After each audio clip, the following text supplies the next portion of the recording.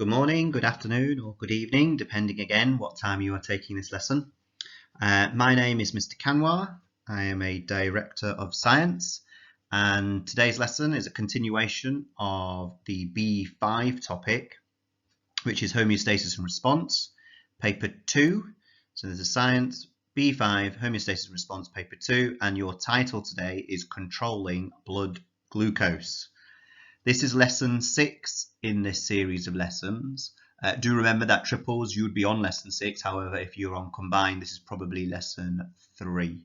So the previous lesson we did was thermoregulation, homeostasis, and this is carrying on that same vein, but talking about hormones in particular that control blood glucose. So like I said, title is Controlling Blood Glucose. So let's have a go with a starter. What we have got is we have got 6 glands: ovaries, pituitary, pancreas, thyroid, testes, and adrenal glands. And we have 6 definitions, or basically what those glands do. I'm going to give you 2 minutes. I'll give you a reminder with 1 minute and 30 seconds to go, so you know how long you have got left. All you need to do is put the numbers 1 to 6, ovaries, pituitary, pancreas, thyroid, testes, adrenal.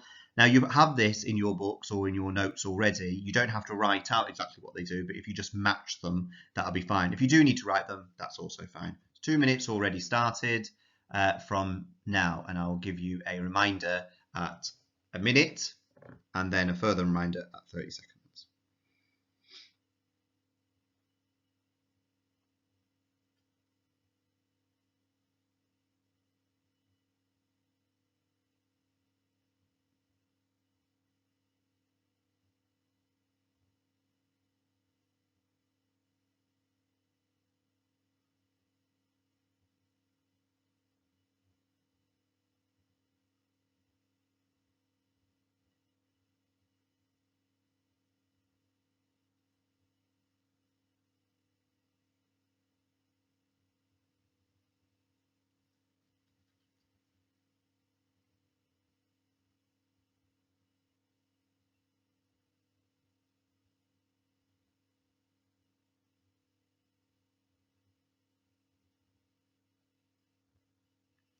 Just a minute remaining.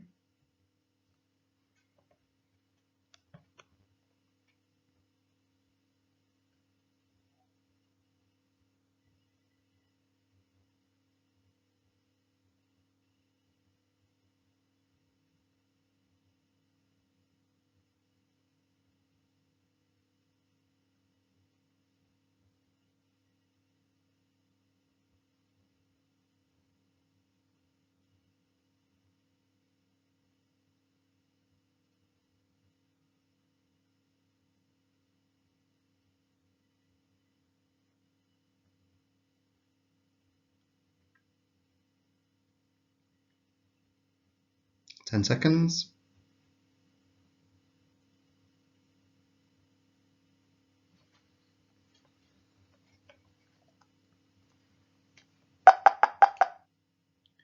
Okay, so what we've got is we've got the answers on the right hand side.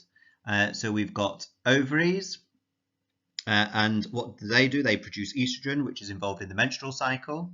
We've got the pituitary gland, and that's the top one. This produces many hormones that regulate body conditions. It is sometimes called the master gland because these hormones act on other glands, directing them to release hormones that bring about change. Pancreas, we go down to the bottom. This produces insulin, which is used to regulate the blood glucose level. Thyroid, this produces thyroxine, which is involved in regulating things like the rate of metabolism, heart rate, and temperature. Testes, they produce testosterone, second from the top, which controls puberty and sperm production in males. And then adrenal glands, second from bottom. These produce adrenaline, which is used to prepare the body for a fight or flight response.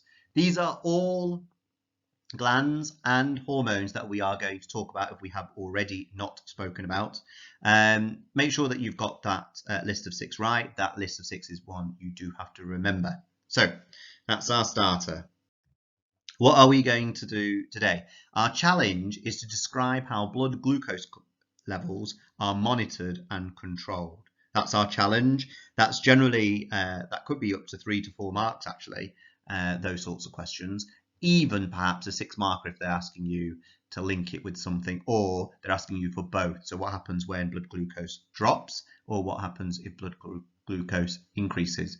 How does the body react and maintain its blood glucose levels? And our Aspire, explain the cause, effect, treatment and problems associated with diabetes, that is type 1 and type 2. That's our challenge and Aspire.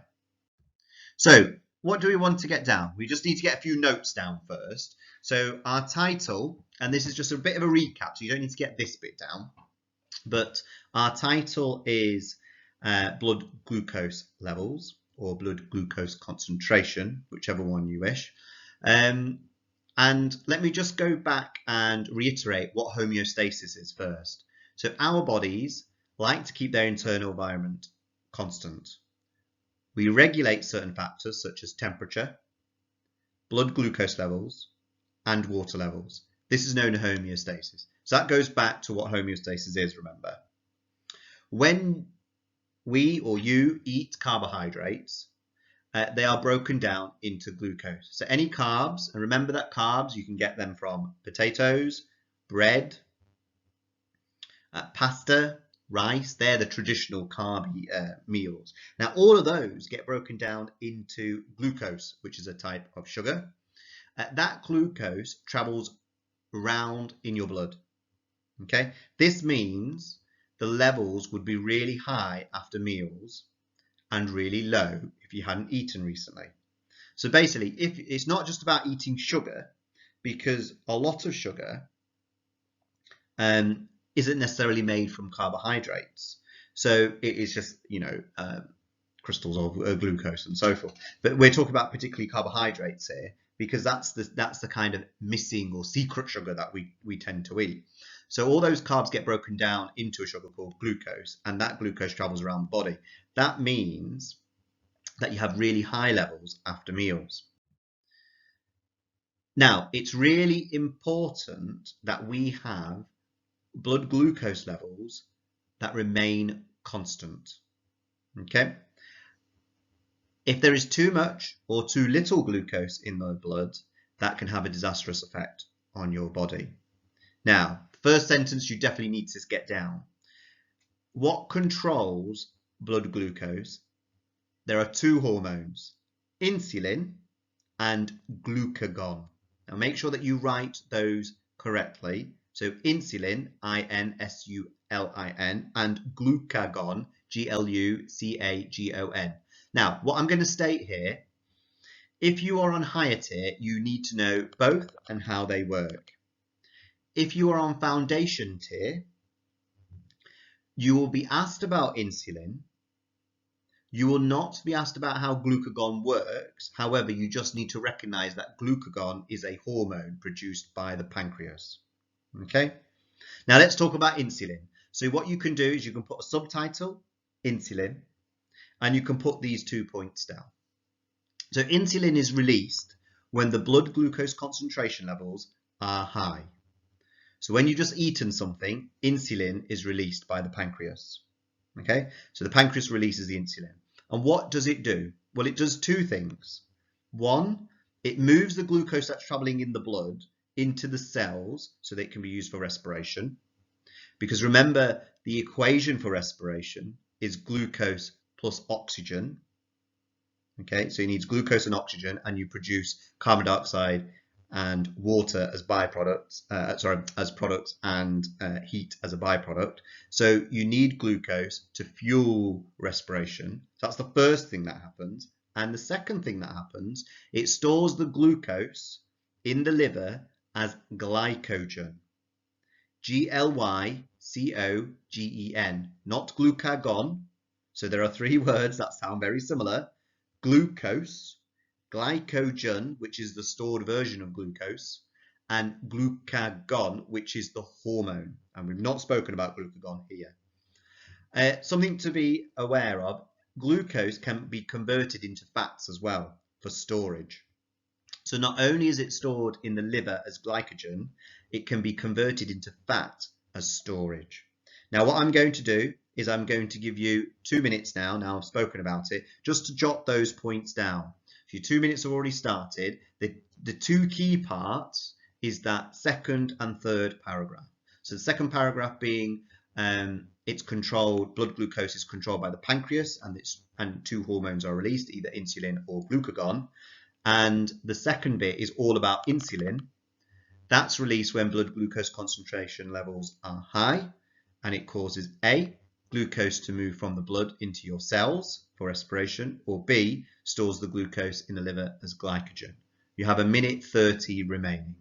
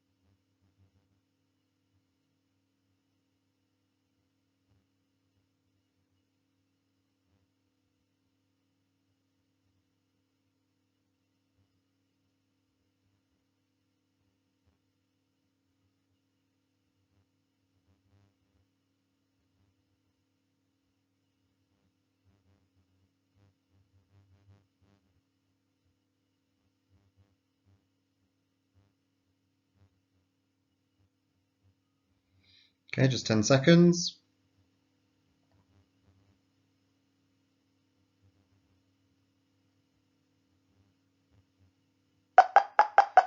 Okay, so if you've not got that down, just make sure that you pause the video and then you can get that down as we move on. So that's in. Okay, just to make sure that we've got our notes in order and making sure that we can answer some of the basic questions, particularly as this is our challenge. So let's just quickly do a progress check. I have 5 questions. Which organ monitors and controls blood glucose concentration? What hormones does this gland produce? Question 3, what happens to carbohydrates when they get broken down, i.e. what do they get broken down into? 4, when is insulin released?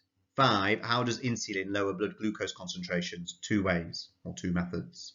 Now I'm going to give you 4 minutes to do this. It's really important that you go back, look through your notes and answer these questions. If you can't answer them, write the question out and then write down the answers after, or write in full sentences, or write in bullet points, I should say, on each point, but just make sure that you include the question within your answer. So I'm going to give you 4 minutes. Do make sure that you try and answer each of those questions, but you are welcome to use your notes for them. I'll give you a warning for each minute.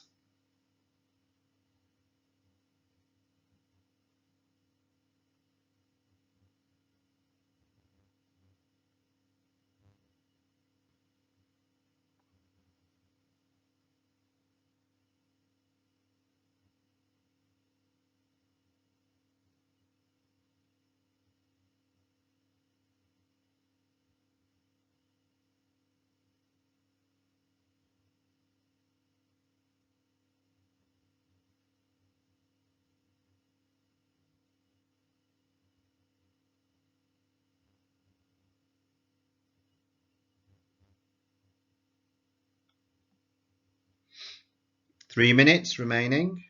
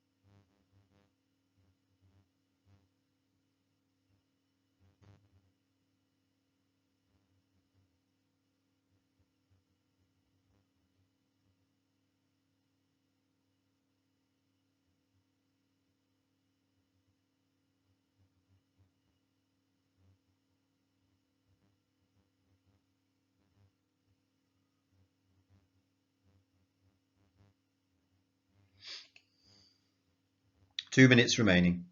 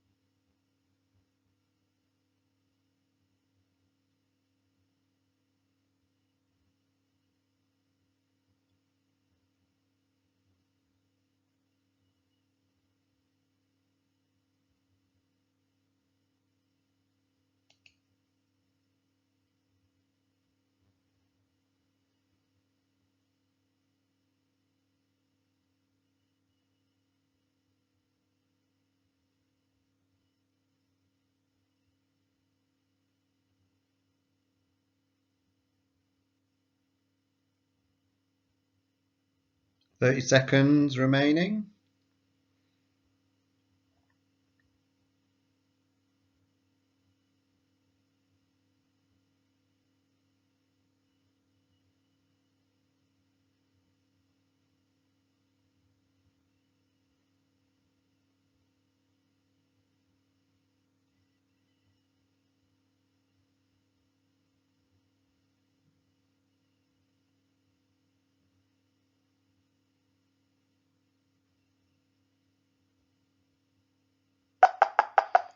Okay, so let's have a look through some of these answers.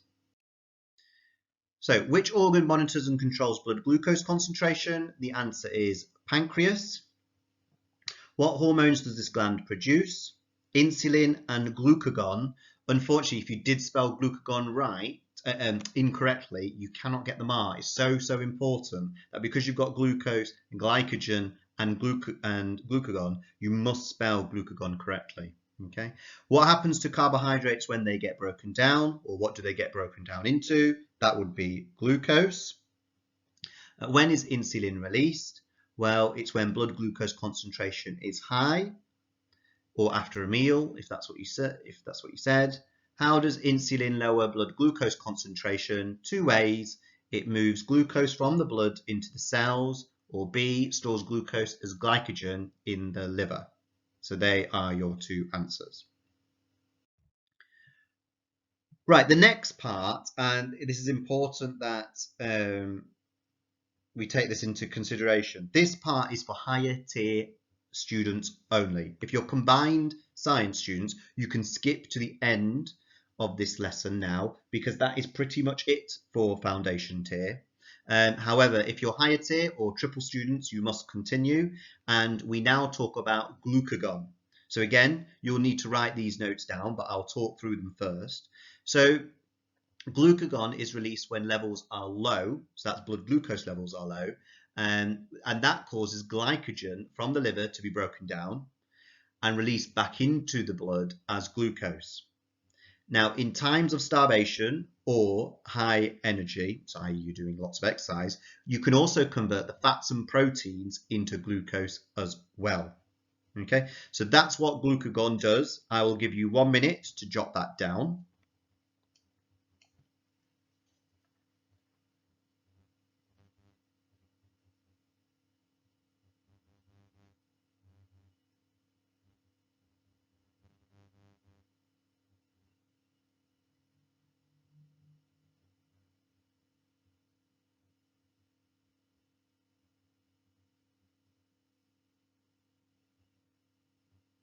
"30 seconds.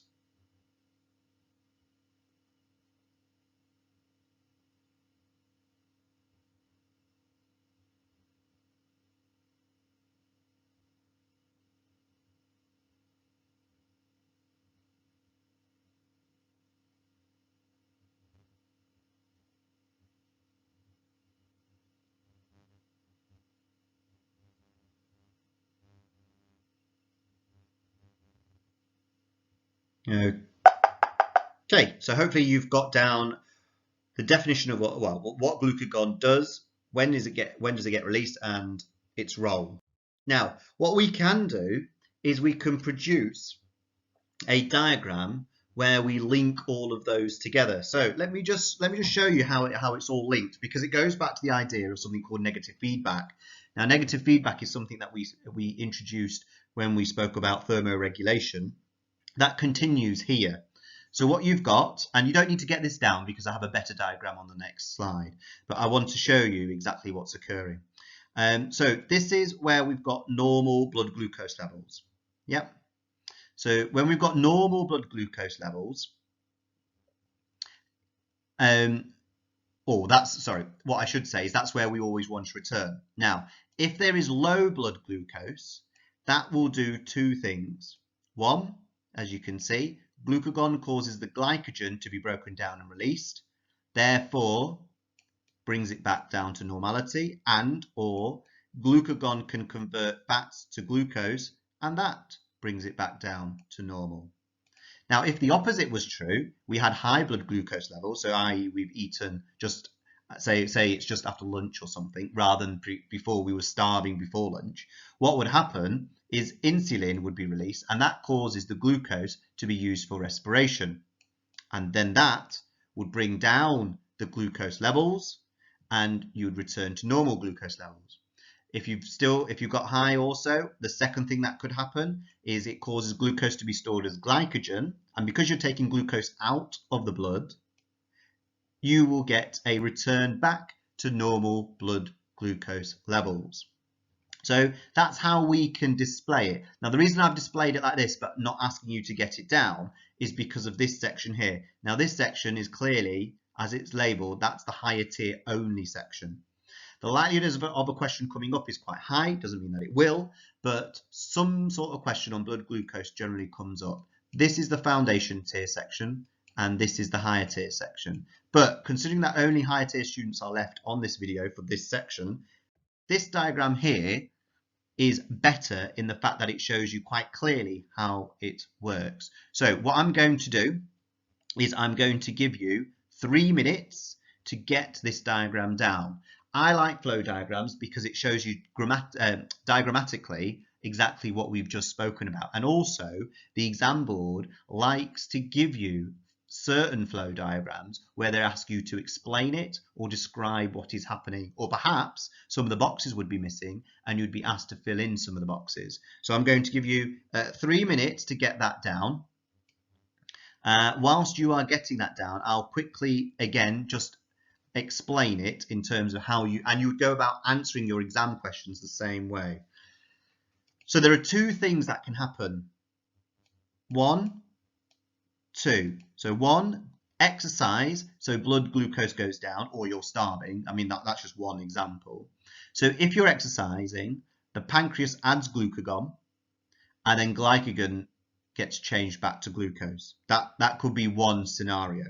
The second scenario is after you've eaten a meal, the blood glucose rises, the pancreas adds insulin to the blood, and then the glucose is converted to glycogen in the liver. Now, we also know that there are two other things that happens, but if we can get the general diagram and picture down, and you've got 2 minutes to do so, then that's a good starting point.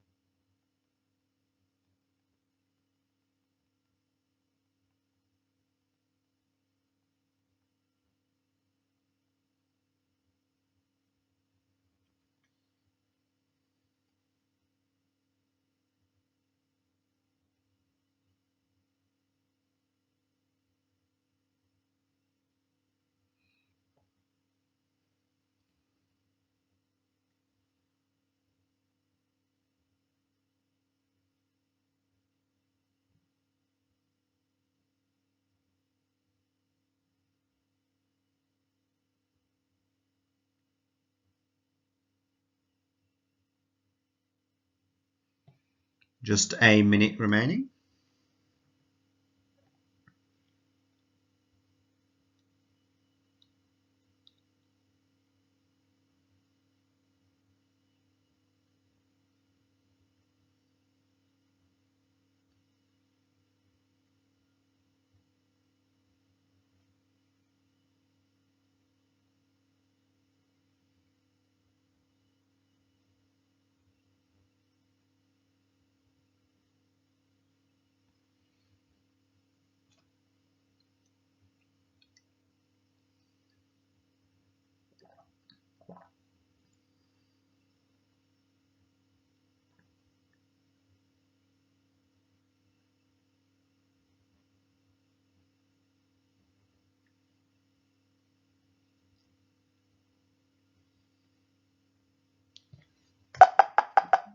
Okay, so hopefully we've got that down.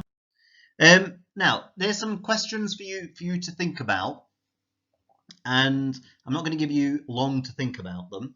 So I'll read them out to you, but these are questions for you to consider.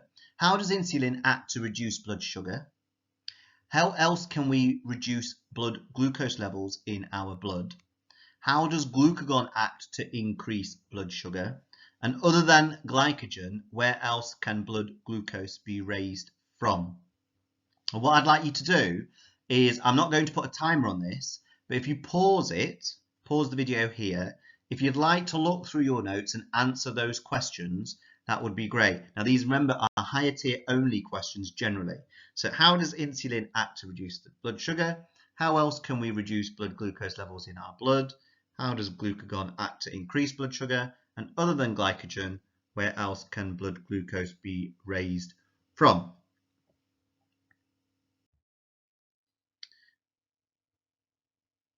But what I'm going to move on to, so those questions were something that you could answer. I wasn't going to go through those questions in terms of those answers because we've gone through them quite a few times. It was just to summarize exactly some of the points. But what I'm going to do is I'd like you to draw a table, and we're going to move on to our Aspire, where we're talking about a bit about diabetes. So using the information which I'm going to give you on the next slide, just a bit later in the video, complete a comparison table between type 1 and type 2 diabetes with the cause, the symptoms, the treatments, and the problems associated. So I've got cause, symptoms, problems, treatments. And further, if you've got a chance to, explain why type 2 diabetes is more common in developed countries such as the UK and the US. So what we've got is we've got cause, we've got symptoms, we've got problems, and we've got treatments. So what I'd like you to do is I want you to get that table down, give yourself enough space so you can write something in those boxes, type 1 and type 2, so you probably want two or three lines. I'll give you 2 minutes to get that table down, and then I'm going to show you the information from where you're going to gather to finish or complete that table. And obviously, normally in a lesson, you'd get those information sheets, but this time I'm just going to display them on the video.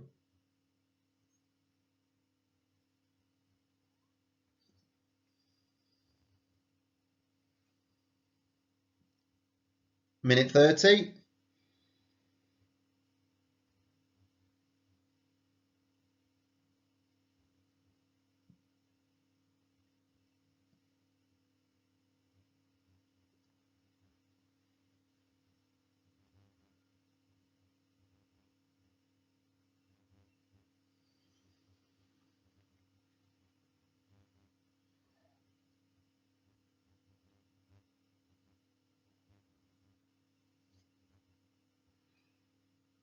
Minute remaining.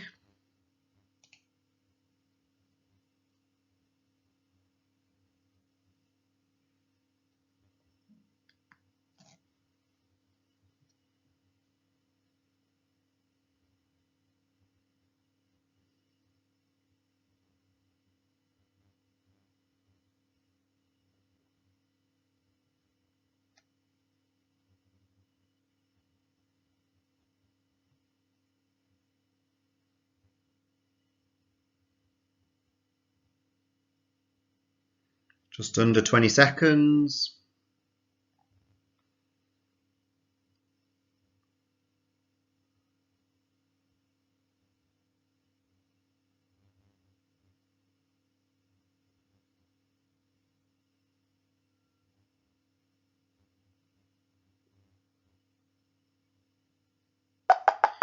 Okay, so hopefully you've got that table down. Now what I'm going to show you are the two bits of information. You'll need some time to read it. What I will do for you is I will read some of it, and then I will give you 3 minutes after to get that information down. So what we've got is we've got type 1 diabetes. When the pancreas does not make enough or any insulin, generally genetic, blood glucose levels get very high, and the kidneys has to try and get rid of some of the glucose in the urine. The sufferers feel tired, thirsty, and go to the toilet a lot. You have to break down your proteins to use as fuel instead, so sometimes you may lose weight. And then it has to be treated with daily insulin injections and also controlling your diet and exercise. Type 2 diabetes is when the body stops responding to the insulin it makes and often makes less insulin as well. That's caused generally by lifestyle factors such as obesity, lack of exercise, but also could be linked to genetics and family history. Common in older people in particular, and developed countries such as the UK and US. Sufferers have the same symptoms as type 1. Okay, and it can be treated by careful diet and exercise. There are some drugs that can make the insulin work slightly better. So you will now get 3 minutes to jot down your causes for each one, type 1 and type 2, the symptoms for each one, the problems associated with each one, and then the treatment for each one.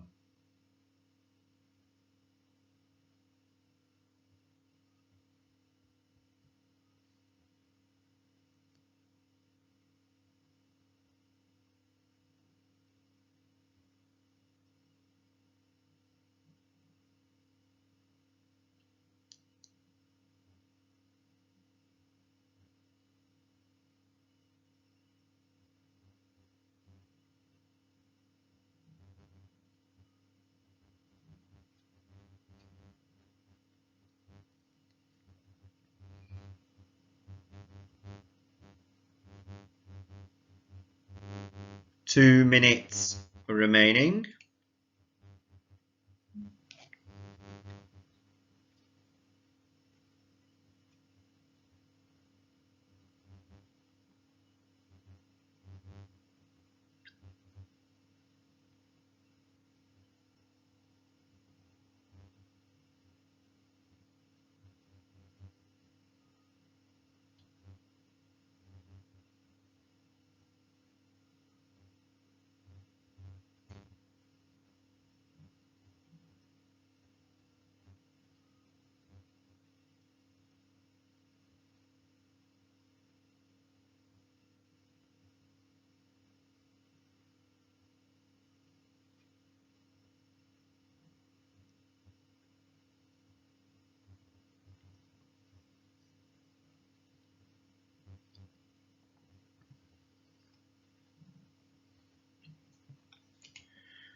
One minute remaining for those.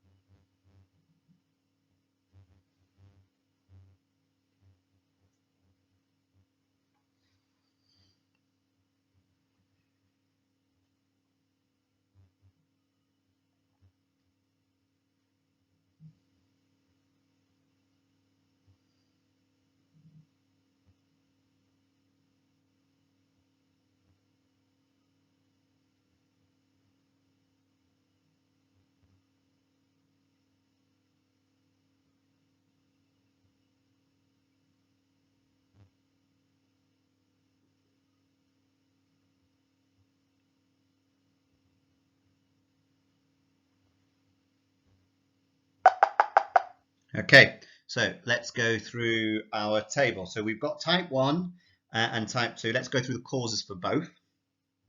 So the cause for type 1 diabetes is simply not enough insulin being produced, linked to genetics. Okay, that's type 1, whilst type 2, the body stops responding to the insulin it makes due to obesity, lack of exercise, or perhaps family history.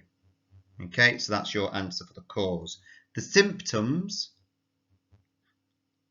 are exactly the same. So what the sufferers feel, tired, thirsty, and go to the toilet a lot. Okay, so they are the symptoms. What are the problems associated with it?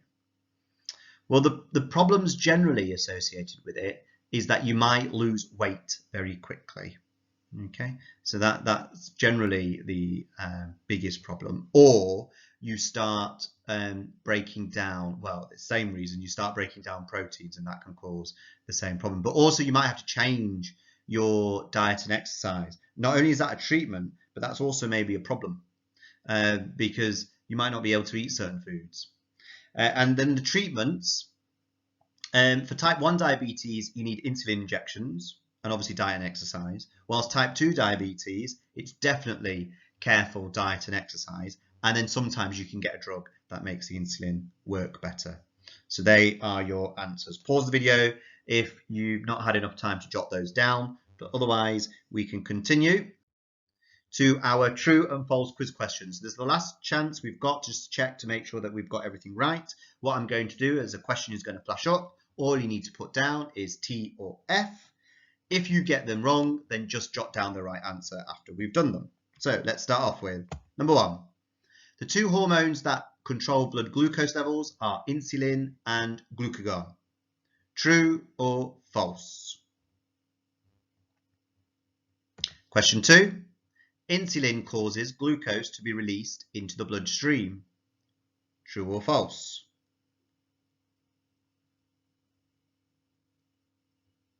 Three, insulin causes cells to use the glucose for respiration.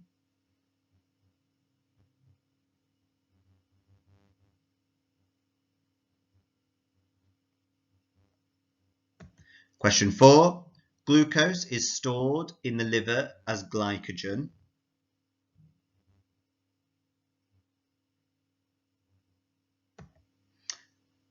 Question 5. Glucagon causes glucose to be released into the bloodstream.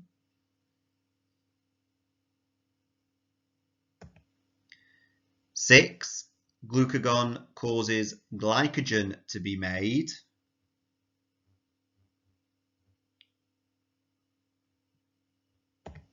Seven, type 1 diabetes is caused by lifestyle factors such as obesity. Question 8. Type 2 diabetes is often treated by diet and exercise alone.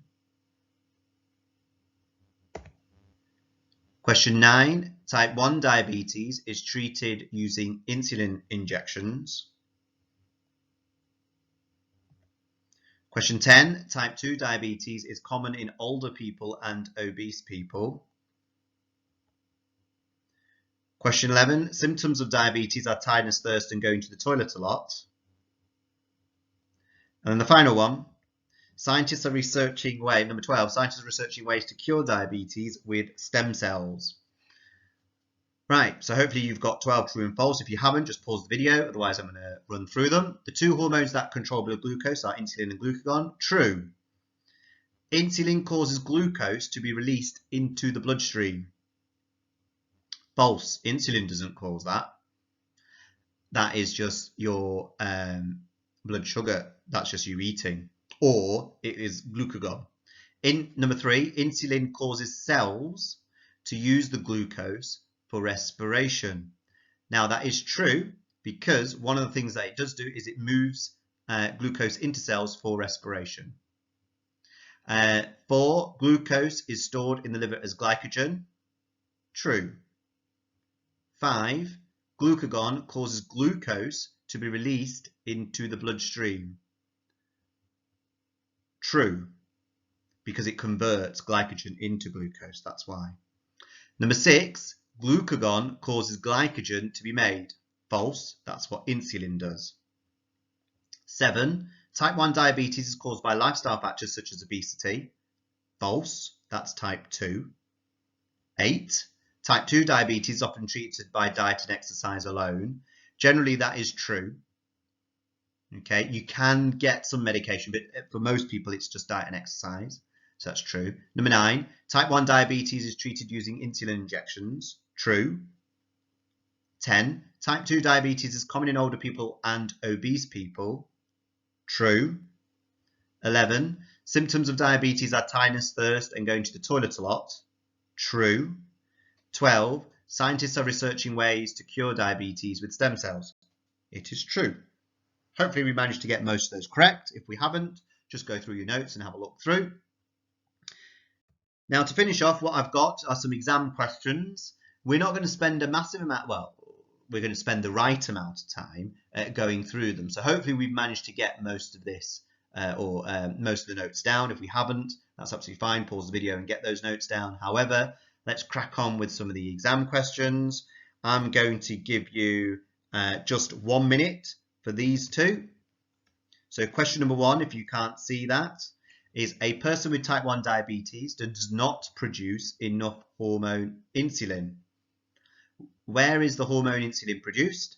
Tick one of the boxes: brain, pancreas, pituitary, or thyroid. And then B, how does insulin travel around the body?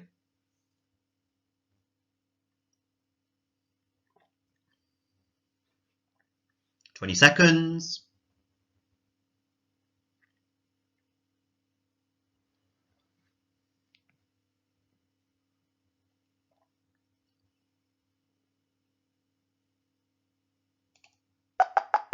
Okay, so that's the first two. We'll go through the answer at the end. Okay, next question, and this is a 4 marker. So what we've got, the same concentration and volume of glucose solution was given to 2 people. So 2 people. One person had type 1 diabetes. The other person did not have type 1 diabetes. And you can see that from the graph. The dotted line is type 1 diabetes, and the full line, or the black line, is without diabetes. The figure below shows how blood glucose concentration of these 2 people changed. Look at the figure below. Compare the blood glucose concentration of the 2 people. Include similarities and differences in your answer. Okay, so compare those two and include similarities and differences. You have 2 minutes. Try and get 4 points down. You're welcome to use data as well.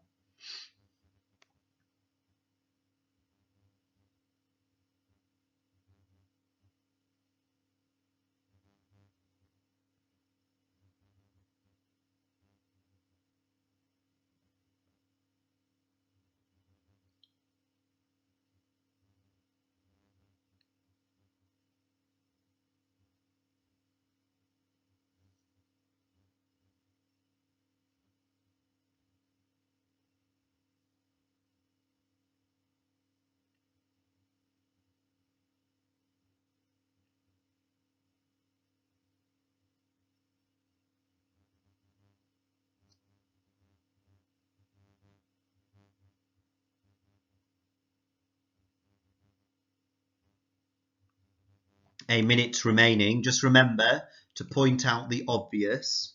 Describe the trends in both. My only clue is, do they go all up at the same time? Are they different? Do they start differently? Does it quicker? Is it slower? That's what you should be describing between the two.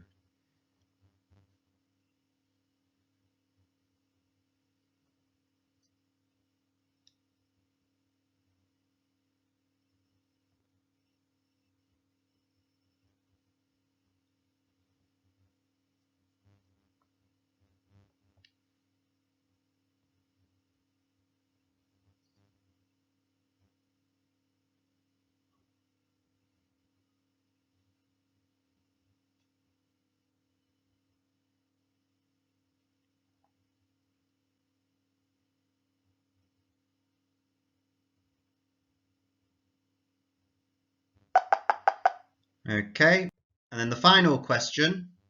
People with diabetes may be asked to control their diet. Explain how this can help reduce the risk of developing health problems. Okay, so people with diabetes may be asked to control their diet. Explain how this can help to reduce the risk of developing health problems. I will give you a minute, but if you require more, just pause the video.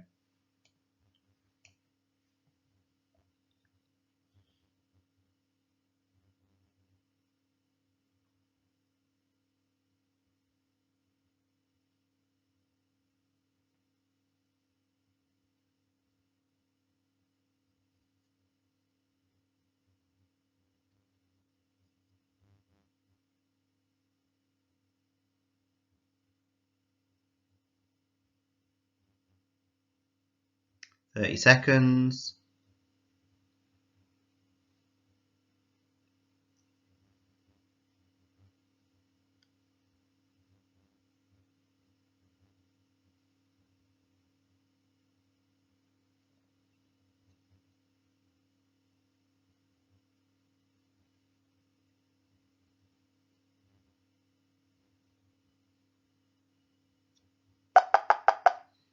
Okay, again, like I said, if you've not had enough time, just pause the video from here, but otherwise we're going to go through the answers. So question 1, where is the hormone insulin produced? It is the pancreas. And part B, what does it travel in? The blood. Okay, that's how it gets transported.